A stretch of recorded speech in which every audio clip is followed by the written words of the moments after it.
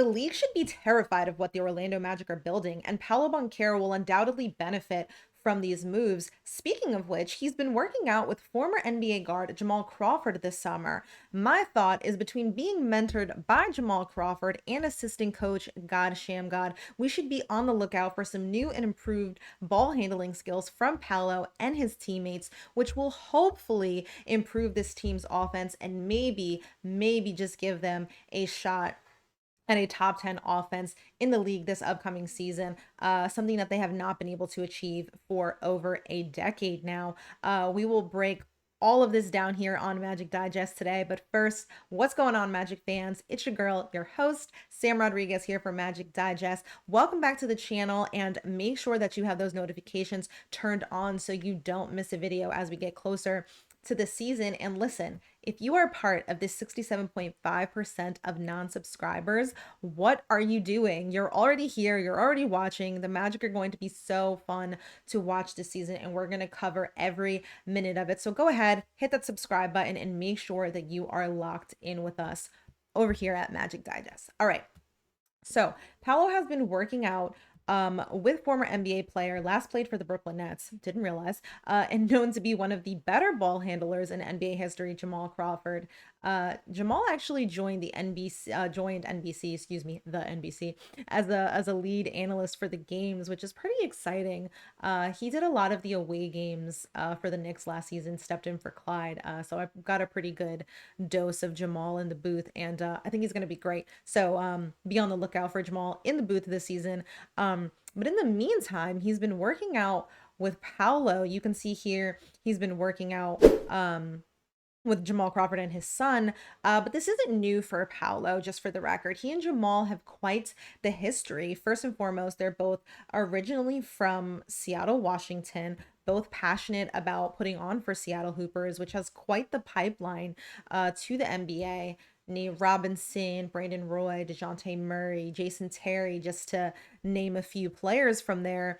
And there's been quite the conversation on Twitter, on Reddit, in basketball circles, about which states produce the best hoopers. So leave me a comment below. Let me know what you think about Seattle's place in that conversation, or which city you think produces the best hoopers. But getting back to Paolo's relationship with Jamal, it does go back pretty far. And this is a quote from Paolo about their relationship. Jamal knew me and my mom through basketball. He looks at her as big sister. When I was like 14, 15 years old, that's when he first came to me, started getting in the gym with me, started taking me to runs, and really just took me under his wing. They have spent a lot of days in the gym together, so it's no wonder why, at his size, Paolo is such an elite ball handler. Not to say that there can't be improvements. And according to Crawford, Paolo is a very, very willing learner, willing to improve. This quote from Jamal came before Paolo was even drafted. On the All the Smoke podcast, he said, he's a problem. He's a worker, a gym rat, knows he doesn't have all the answers, so he listens, which is my favorite part of that quote. Whoever gets him is getting a franchise cornerstone. And obviously, we already knew that. He has been so incredible for the Orlando Magic since his rookie year. But like I mentioned, Paolo is already a great ball handler and playmaker, right? He averaged almost 5 assists per game last season, and that's only down from the previous season where he averaged 5.4 assists. That's due to the injury, but all up from his 3.7 assists that he averaged in his rookie season. So again, he's a very willing passer and has improved with time. Now let's look at his turnovers, right? 2 seasons ago, he averaged a little over 3 assists per game in the regular season. That increased to 4.6 in that playoff series against the Cavs. I mean, he had 9 turnovers, sorry, in that first game against Cleveland. So that is heavily influencing that number there. But he improved in that as well last season, averaging 3 turnovers in both the regular season and in the playoffs per game. So he's already improving, right? But, after you get bounced in the first round of the playoffs in consecutive years, you might get a little frustrated. You might want some help.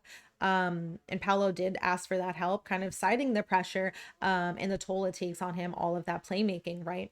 And while the Magic didn't necessarily go and get him that traditional playmaking point guard that maybe Paolo was asking for, they have absolutely given him all the tools to add to his arsenal.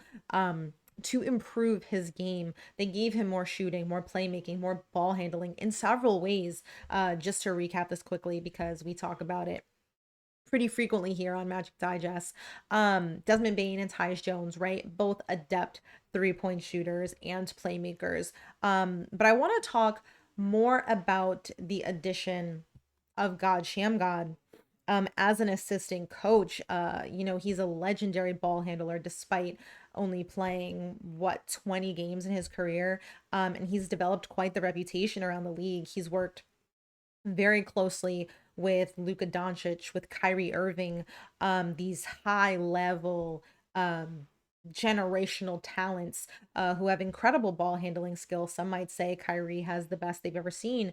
And this won't only help Paolo increase his playmaking ability, but add Franz in there who can put the ball on the floor, drive to the basket, get there at will, and who is just as willing a passer as Paolo. He also averaged about 5.4 assists last season. Put Bean in there, who's averaged 5 assists over the last 2 seasons. Put Jalen Suggs in there, who has a below average assist to turnover ratio for a guard. So God Shammgod can help improve that aspect of his game. And he understands that every player is different and requires a different approach. So I just think the way that the Magic are building this team is so interesting, right? In terms of the guys on the floor, in terms of their personnel, because all of these pieces matter, right? This is such a versatile team, and they've surrounded their players with a certain level of continuity, of community, of a mentorship. But going back to Paolo, there's a lot of basketball pedigree mentoring him right now, who's already such a high level talent that some people are saying could very well be the best player in the East next season. This is from Jeff Teague's podcast. One of the hosts, not named Jeff Teague, said that's the best player in the East right now. And although Jeff Teague may have disagreed, he had high praise for Paolo as well. Actually, he was telling a story of all the times Jamal Crawford actually spoke about Paolo, calling him, quote, one of them. I don't know if I'm quite ready to make that claim that he's the best player in the East. I still have to consider the Giannis's, the Jalen Brunsons, so on and so forth. But I do think that given the level of mentorship, and I'm going to keep using that word, that he has in Jamal Crawford, God Shammgod, his personality in terms of working hard and learning, and his new teammates, we should absolutely see Paolo improve and potentially reach that new level of best player in the East. It's very, very possible. I would not put it past him. On his podcast, Sam Vecini actually said that the big thing for me in terms of why Paolo is going to make this leap is I have always seen him as one of the true great mismatch creators in the NBA. It's just hard to put anybody on him. There are precious few players who can deal with his mix and blend of power, coordination, fluidity, balance, and also have some explosiveness here and there. Paolo is absolutely a matchup nightmare, right? Because he's so big. At 6'10", he has the handles of a guard. He can get past bigger defenders and get to his spots because of his ball handling ability. Actually, let's take a look at some of the areas, right, that Paolo shoots from. And you can see some of his efficiency when shooting from different areas. You can see how his efficiency drops when he dribbles the ball 7 times or more. That's that first section up top. And I'll just leave this graphic up here for you guys so you can take a look. But the point of me bringing this up is that given some new ball handling moves or skills added to his repertoire by these people that he's working with, he may also be able to improve his efficiency from some of these spots on the floor. Right? Like I said, he's relatively inefficient when he dribbles the ball 7 times or more. Working with some of these mentors, maybe he won't find himself in these situations, or he'll be able to set up plays more efficiently. He'll have more options, right? With Bane opening things up, he'll have more trust in his teammates shooting, and we'll essentially see an overall efficiency increase from Paolo. But again, listen, I love what Paolo's doing, kind of working over the summer with Jamahl pretty quietly too. I feel like Paolo's been quiet. He actually just released a video on his YouTube channel. I would advise you guys to go check that out, see the work that he's been doing. I love what the Magic are doing, the relationships being built, the personnel the Magic have brought on. You know, in my last video, about Desmond Bane, and you can go ahead and check out my last video if you want a deeper dive into the kind of impact that Desmond Bane is going to have. In that video, I talk about what a respected player he is around the league. And that just seems to be a very common theme with this Magic team, whether it's Jamahl, Mosley, Shammgod, Jamal Crawford. The Magic are building an identity, and this season will really show how it all comes together, right? We already know that the Magic are a top 2 defense in the league. They finished right behind the reigning champs, Oklahoma City Thunder. The issue was the offense, right? And Paolo Banchero, who is the team's main playmaker, he asked for some help, and the Magic went out and got him some help in so many different facets of the game. So I'm really, really excited to see some of these new ball handling skills that maybe Paolo and the rest of the players put to use this season. I'm really excited to see how the efficiency of not just Paolo, but Franz as well, because the two of them were both involved in the playmaking, both injured last season. Jalen Suggs was injured last season. So, you know, a lot of these stats that we're talking about, you know, we have to consider the injuries as well.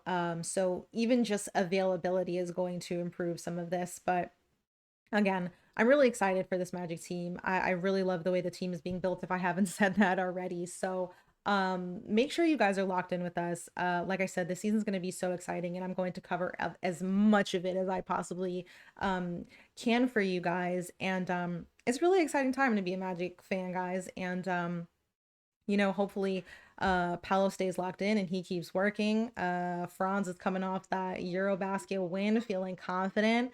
And Desmond Bane is coming into a very fresh situation that he is very, very happy to be in. So be on the lookout for some improved skills from these guys, and be on the lookout for, you know, this 50-win team that's going to step on the floor very, very soon. Media day starts in 8 days, you guys. So we'll hear from the players very soon. And in the meantime, make sure you're subscribed to the Magic Digest channel, and I will catch you all next video.